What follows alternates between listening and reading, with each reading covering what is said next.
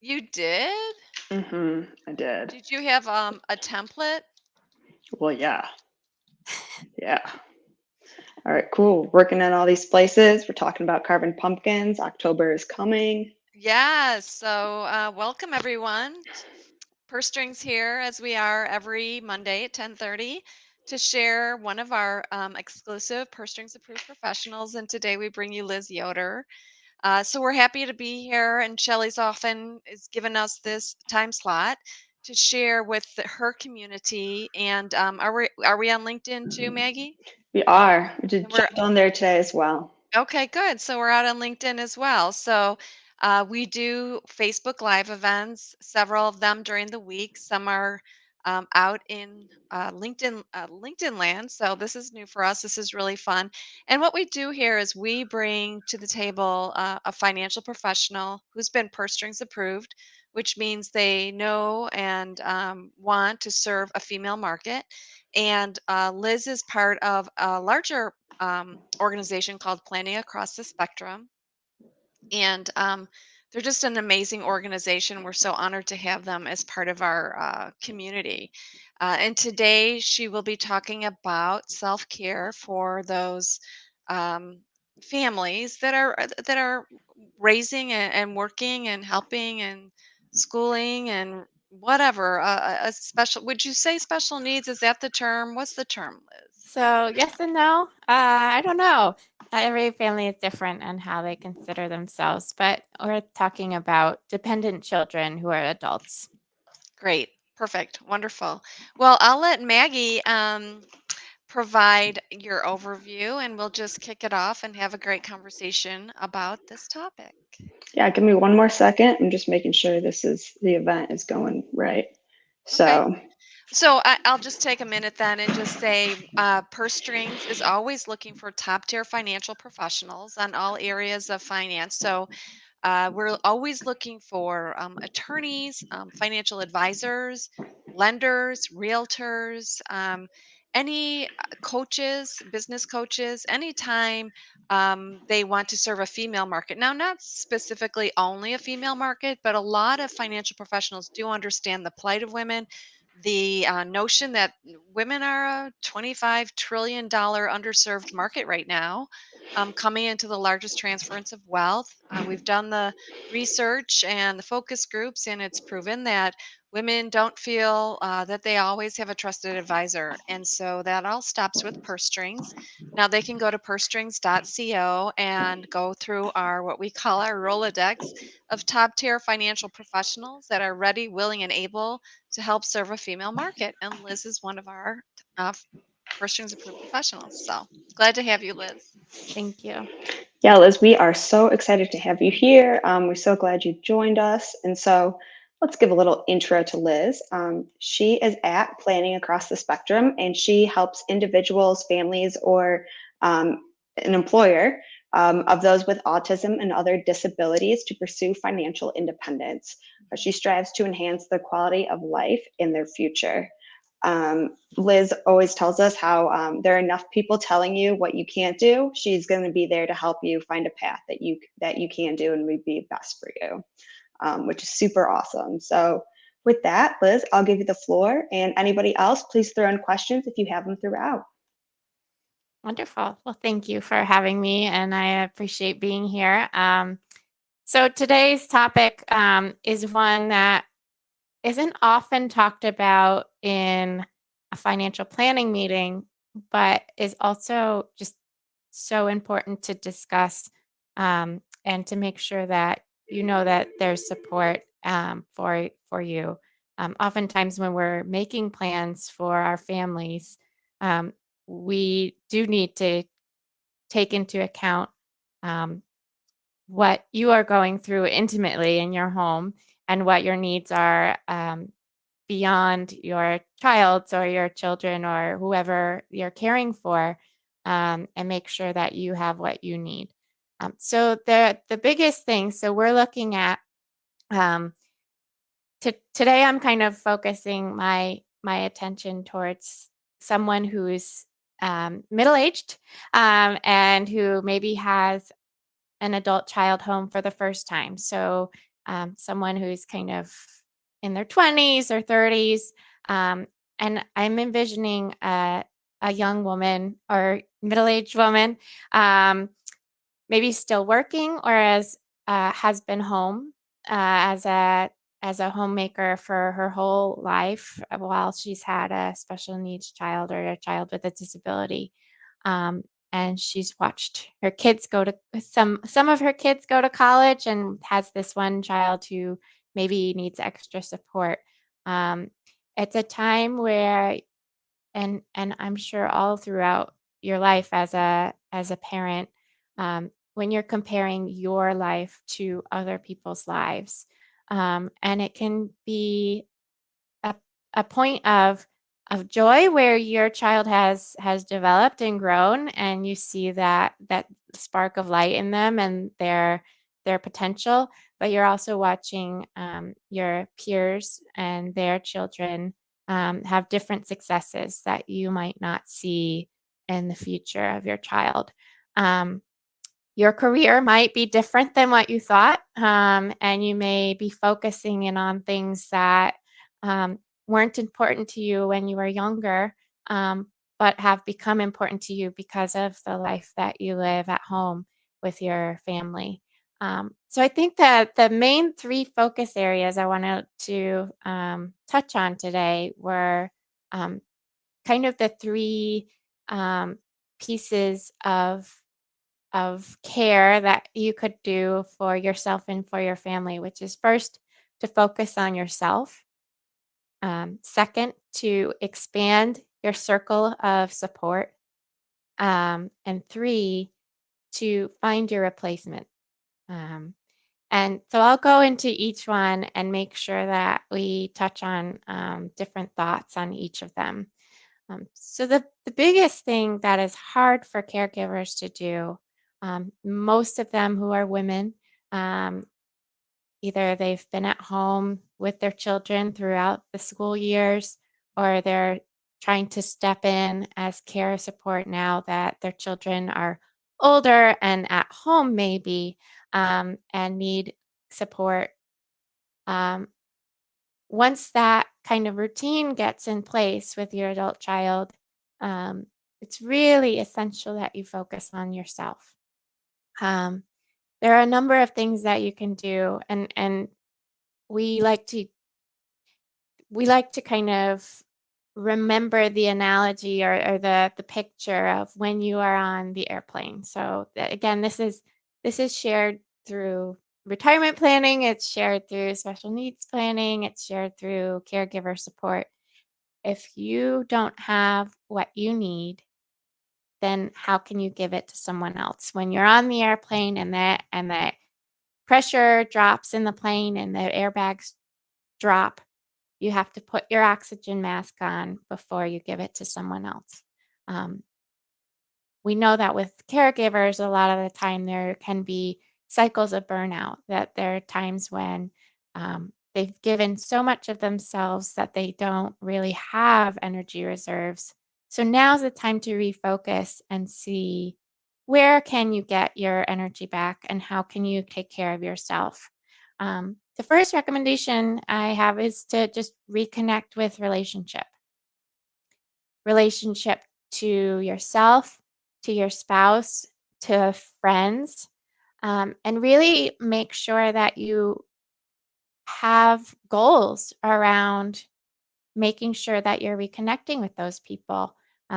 Some people who have dropped off your connection radar because their life is different than yours, or maybe you have friends that you do connect with, but it's been a while. This past year, for example, was one of a big year of isolation. But your life can be isolating regardless of what year it is. So really focus in on those relationships. Write them down. Write down the friends that you haven't spent very much time with. Set goals as to how often you'd like to reconnect, and track them. Um, Many of our children who have IEPs, which are education planning, or individual service plans, if they have social worker and have an intellectual disability, they do the same thing. They set their goals, they write them down, and they track them every year. Um, you can do the same for yourself. Make sure that you're connecting and you've actually done the work of spending time with the people that you care about, with the people who give you more life, and who ask you how you're doing and are there to support you. Um, Find a group to connect with, um, locally or online, and make sure that you're connecting, either for however much you need. Um, that can be a group to talk about caregiving.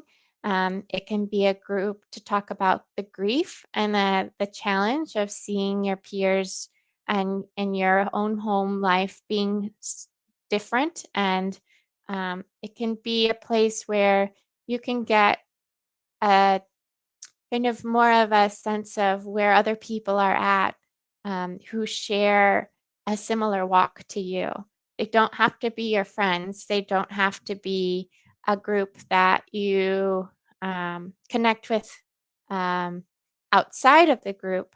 But it is good to have a sense of where other people are, and how they're getting support so that you know what more could be available to you. Um, the one caution I would say in a group like this is that um, every person's needs and every family's needs are different. So if someone's sharing something about a resource that's available to them, it's good to take note and see if that's available to you too. But because of the situations in either uh, a medical diagnosis or a resource available limit, um, the need or the resource might look different if you were to look into it for yourself. But I do think that finding a group to connect with over caregiving is important. How to find them? You could um, connect with a minister in your area if you belong to a church, or if you don't, they might know some of the groups that meet to talk about grief support, or other kinds of community networks. You could also talk to a therapist to see if there's group work being done with their practice, or if they know of other groups that do meet in person or online, to get that kind of network of support in place. Now, the third thing that I would recommend is pursue your interests outside of your care responsibilities.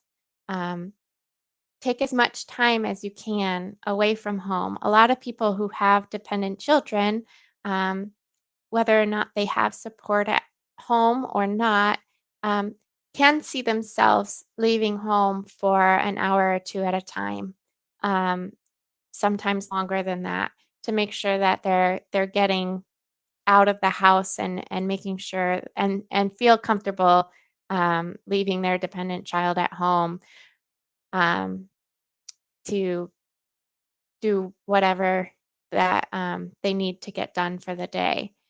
Use that time to dedicate yourself to the things that you find interesting. Try to make sure that it's not related to your caregiving, or your connection to the disability community that you may have formed over the years.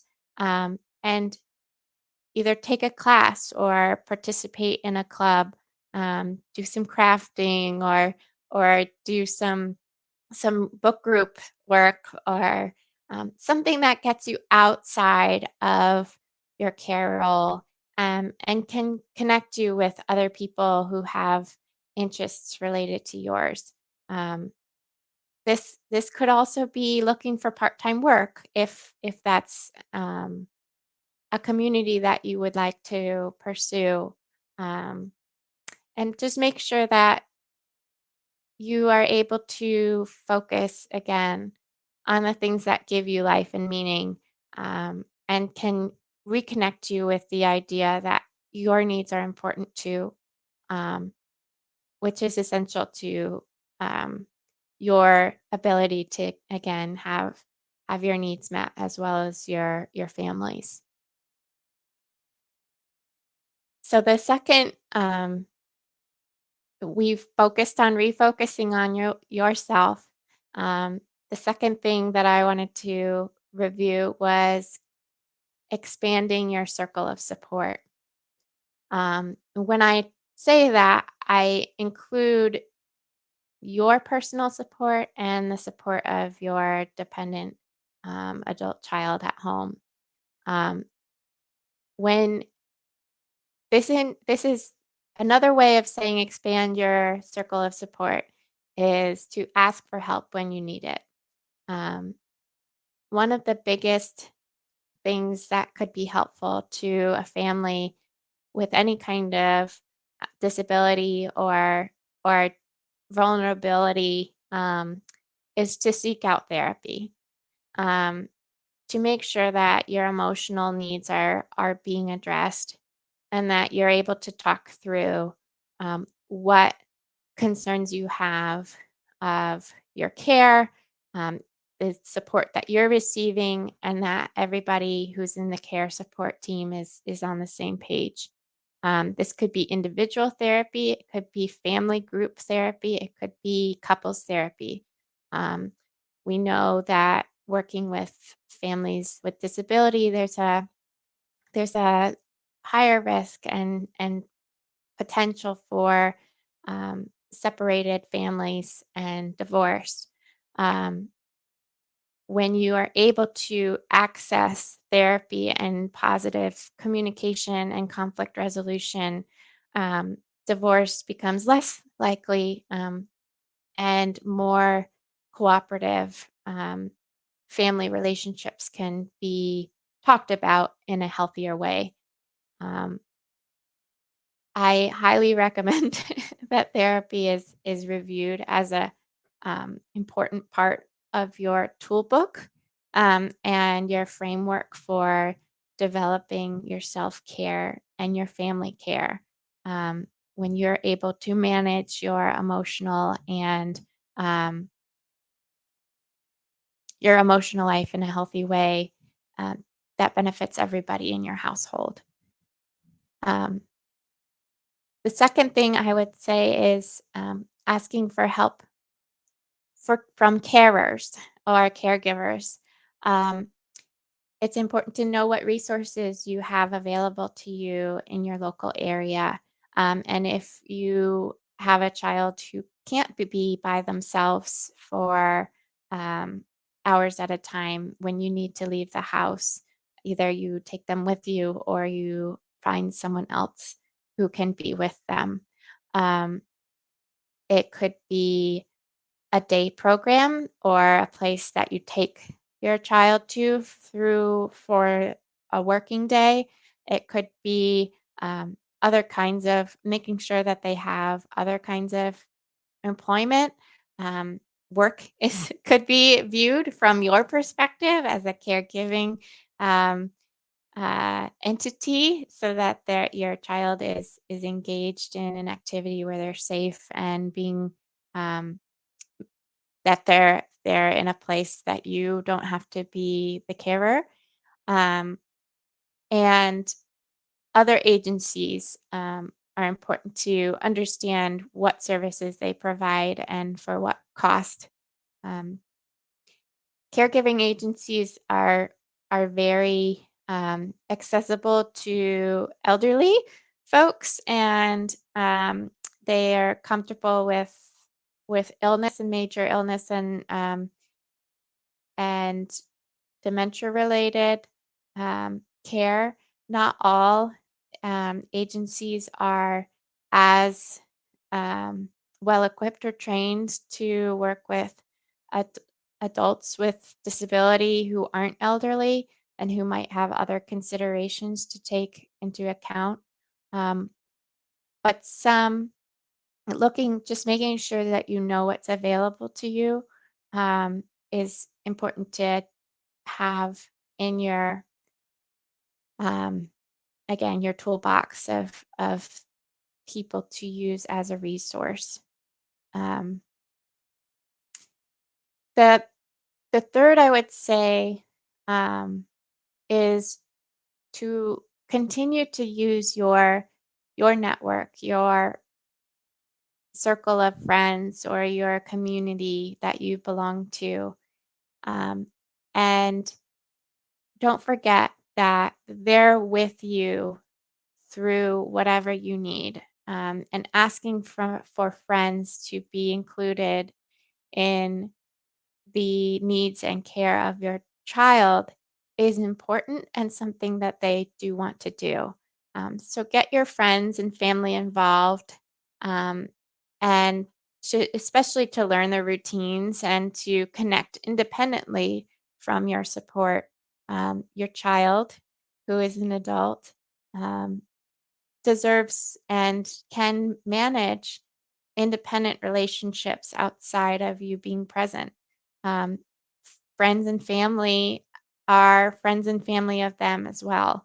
And they can spend time together to get to know each other and to build independent relationships.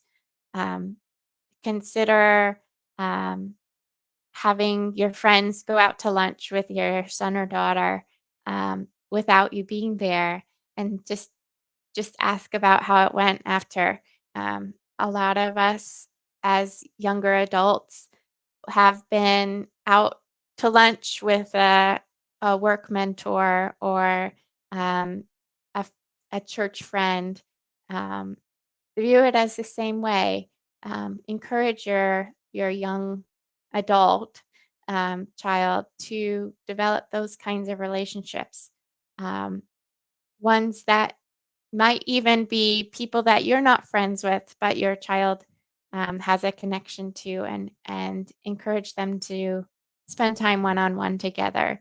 Um, this kind of relationship building um, not only is good for your son or daughter, but also can kind of give you a glimpse into what it might look like um, to be removed from care for an hour at a time, 2 hours at a time, a weekend, and just seeing how that feels and processing through that is really important to know um, what the future might look like for your son or daughter.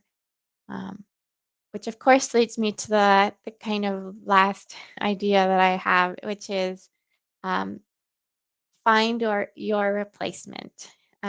So when we talk to families about caring for a dependent child and medically fragile or not, someone who's intellectually capable or not, um, as a parent, you've gotten very focused on knowing what the needs are and addressing the needs and making sure that everything is in line.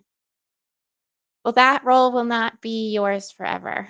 And your child will continue to grow, God willing, um, when you're no longer able to be that person.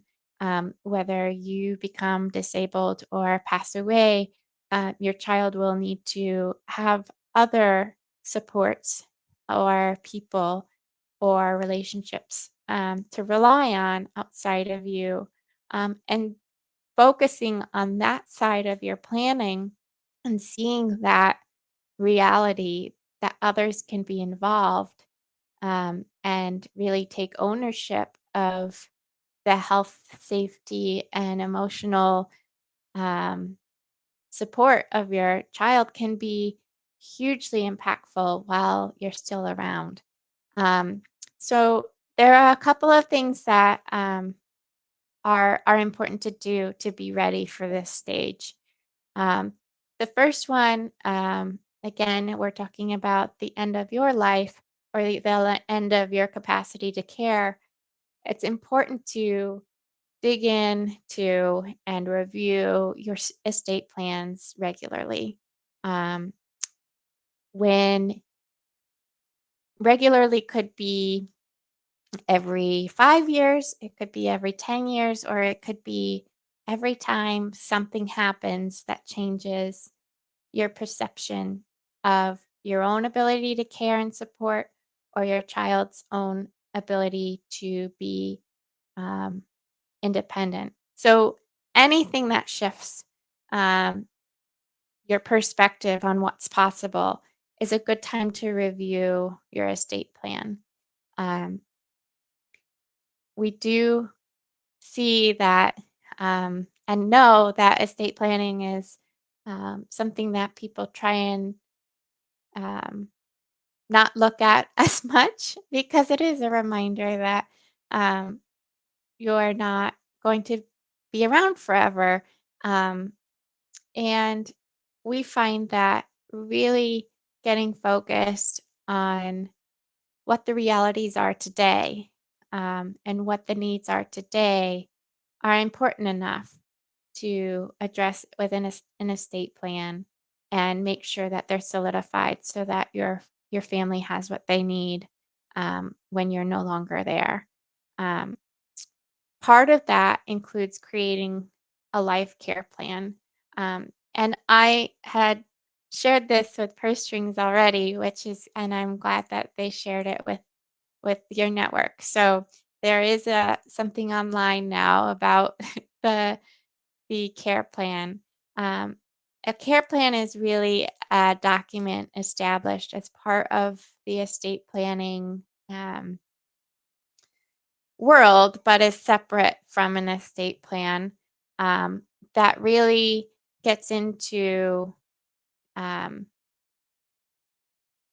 kind of and we called it, when I was a caregiver at a group home, we called it the Bible of the person. So Jason's Bible is the document that was there to outline the the whole picture of um, again, I use the name Jason, his life, and what he needs to make sure that his life is as full and complete as possible.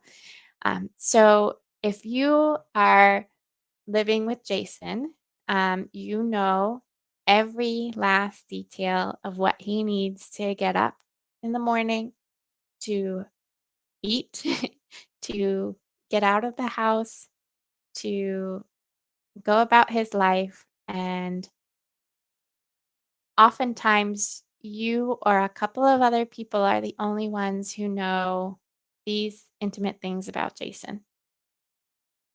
If you write these things down in a life care plan, if you outline specifically what he needs and what kind of supports are needed or prompting is needed or hands off are needed, like he doesn't need anything, let him do it or you'll be worse off. Those kinds of things are really important to establish for the next person who's going to be included in his care. Not only for them to kind of prepare them for what they'll need to um, go through as a routine, but also for him, for Jason, um, to have a smoother process of being cared for someone by someone new. Um, when we're thinking about estate plans and life care plans, and um, we're really we're looking at one of the most traumatic parts of your child's life, which is you not being around anymore. And if you can look at these documents as supporting your loved one for with that transition without you being around, it's like kind of like a big and again I sometimes use wooey terms. It's like a big hug from you after you're gone, saying, this is what you need, and this is what I can share with your team of support And we still have you. Like, we still have what you need. You're still going to see your friends. You're still going to see your family. These are the people who are important to you. These are the doctors who you see. List it all. Make sure that you have um, a complete picture of what's important to your child, all the relationships that you want to make sure still exist when you're no longer able to support the relationship. And then the transition will be easier for them. It certainly won't be easy. Losing a parent is always challenging. Um, but making sure that they don't have a disruption in everything in their life is important. Um, think about that. Like where they will live. I guess I think this is the next step I'm talking about. Um, Viewing where they will live after you're gone is important to review before you get to the point where you have to have them move. Um, and I would say visiting together, um, whether it be a sibling's house or a supported living home in some whatever that looks like for your child, um, whether it is a community or an apartment or any of the like anything, um, make sure you're visiting together.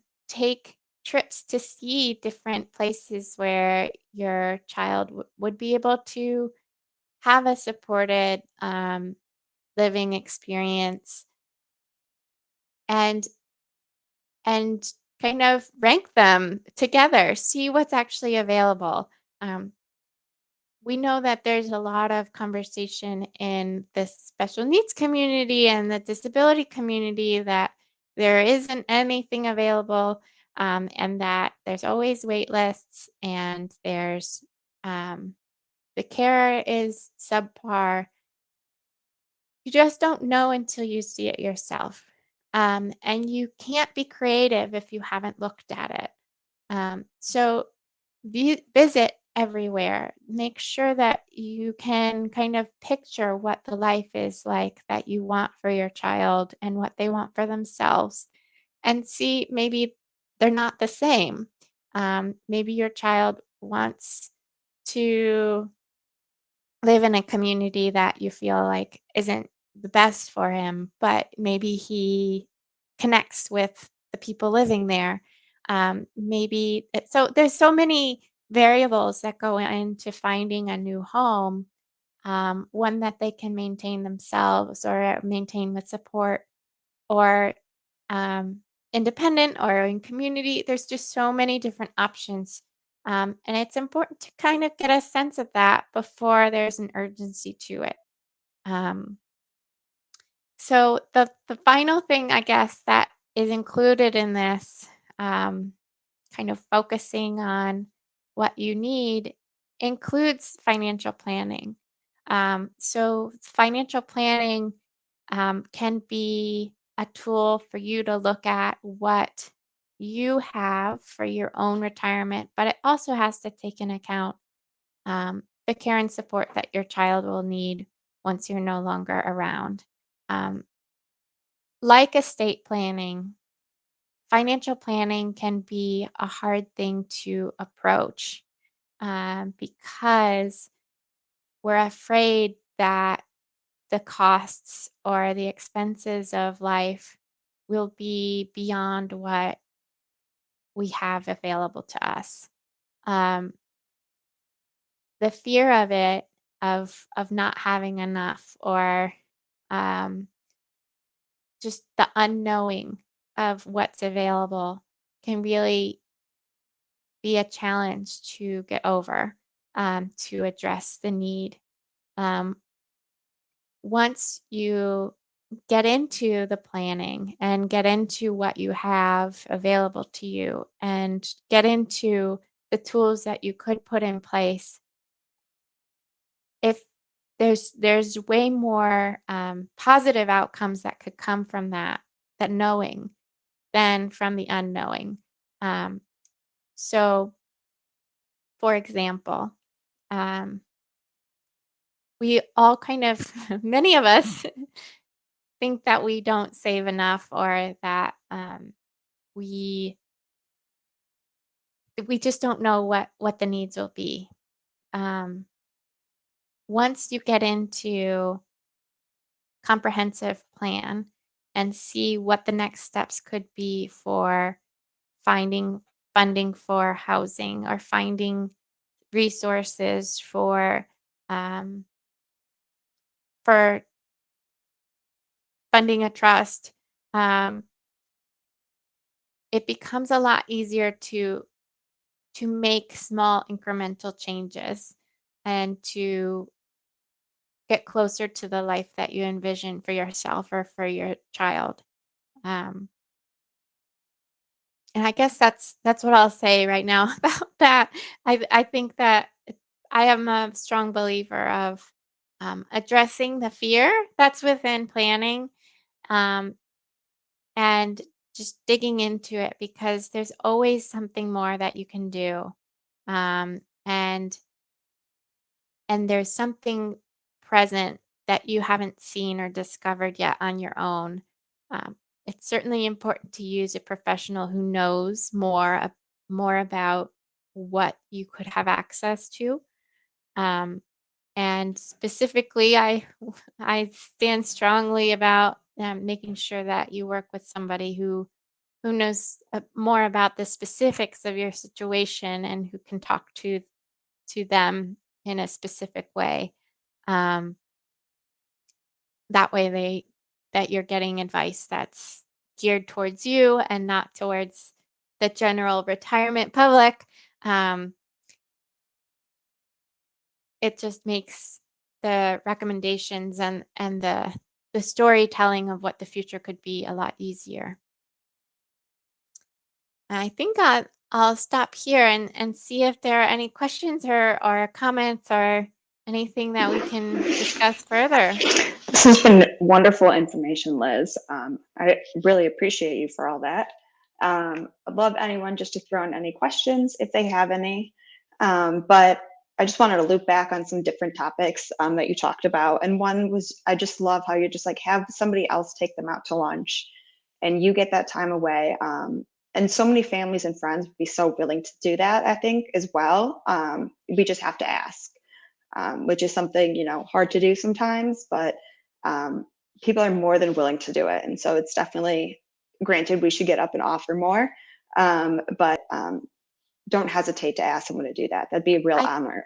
And I think that the real interesting thing is that those of us who are friends with families who have different needs, or who have someone who is more dependent, we're expecting that Mm-hmm. ask. We're expecting to be involved, or we would like to. Like, many of us would like to be included and to support you, someone we care and love about, you Definitely. and your child. So it's expected. So don't feel like you're being an imposition, or your child is. Like, this is a relationship that they've committed to by being a friend of yours and being in your circle of support. Definitely. Use them because they care about you. And I mean, just like any other time raising kids, they always say it takes a village, which it does. Sometimes the neighbor across the street would have to pick you up from school if you're sick because nobody else can grab you. Like, that's what you do as a friend, as a neighbor. And so I know people would be more than willing to do that. Just, have to ask. Mm-hmm. And then, yes, the care plan. Um, I'll have to post that article with this video when we post it. But that's so important. It's almost like a brain dump of everything you know of that person, so someone can really come and help and take over that transition. Yeah. One of those things that, like, oftentimes we work with autistic people, and within autism, there's so many variations of what autism looks like. Definitely. Same thing with intellectual disability, same thing with almost any disability. Because you have some disability doesn't mean that your needs are the same as anybody else's. Your needs are Mhm. unique. So saying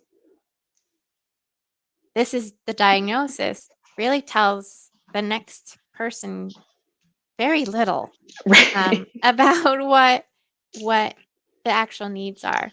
So outlining it and spelling it out is really important for that next caregiver. Um, and as I said in the article, I forgot to mention, like, make sure somebody else looks over it so it makes sense. Definitely, definitely. Sometimes you're so in it yourself that you other people don't quite understand it, but you need Yeah, to make sure that person you're kind of transferring over to understands it. It's like you said, I mean, it is a big hug that you kind of leave behind for, the person or your child and, the new caregiver, whoever that may be. It's the most supportive way you can really help them in that transition, yeah. which is great. Let me see if any other questions came through here. Um, it is really all about some good self-care. Barb, do you have any questions today? Well, I just have been taking copious notes because I think what you've shared is, like I said earlier, sometimes things that we don't talk about enough. And I'm so glad we're having this conversation, Liz. You offer such great, intimate advice and insight that most people wouldn't think about to help others, people who are in the family and people who are outside the family, to really learn and know how they can help. The care plan, excellent idea. I mean, we think about the financials all the time, right? The dollars and cents, but what about the emotional care, and what about the routines that this adult child likes to be aware of, and how can we best support them? So I think this information is critical to a lot of financial planners to understand that this is a unique challenge that needs to be addressed in a unique way. And I'm so glad that you and your organization is really out there as experts to help families who are in this situation. Mhm. It's wonderful. And Yeah. and yeah, I mean, I know you said a lot of people are nervous about the financial situation, but I've tried before. Avoiding things doesn't always work out the best. So even just approaching it and having it be a little scary is going to be a much better plan than just pushing it under the rug. And so we got to do it sometimes and really plan for our future, which is so important. But when we have resources like you who know all the different opportunities that can be provided through the community or through the government or through, I don't know what else, churches, you can really get then a lot of support there, which is awesome. Yeah. And there's so many times that we either hear from our clients or from others, like there's a fear of death because like there's just so much connection and need to be available to someone who's dependent on you. Hmm. um if you can plan and see the next step, that see the future and see that there's support there too, the Mhm. fear of death is not as strong. And it can take decades to get there. Hmm. But it's these little things of connecting to your network of support, building your child's network of support independent of you, and visiting the next homes Mhm. over over decades. That's your plan. Mhm. That's where you get your opportunity to die. Like Yeah. it's not funny. Like that's a if you can see it, the reality that you work towards, then that's where you get your peace at Yeah. the end Mhm. of the day. Right. Um, Making a plan, right? Making a yeah. plan gives you peace of mind, just like anything else. So, well, this Mhm. has been amazing as usual, Liz. You offer such great information.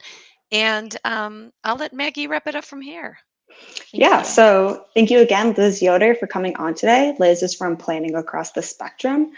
So you could always reach her at liz@planningacrossthespectrum.com. She's also one of our wonderful Purse Strings approved professionals, so you can check her out on our website, pursestrings.co.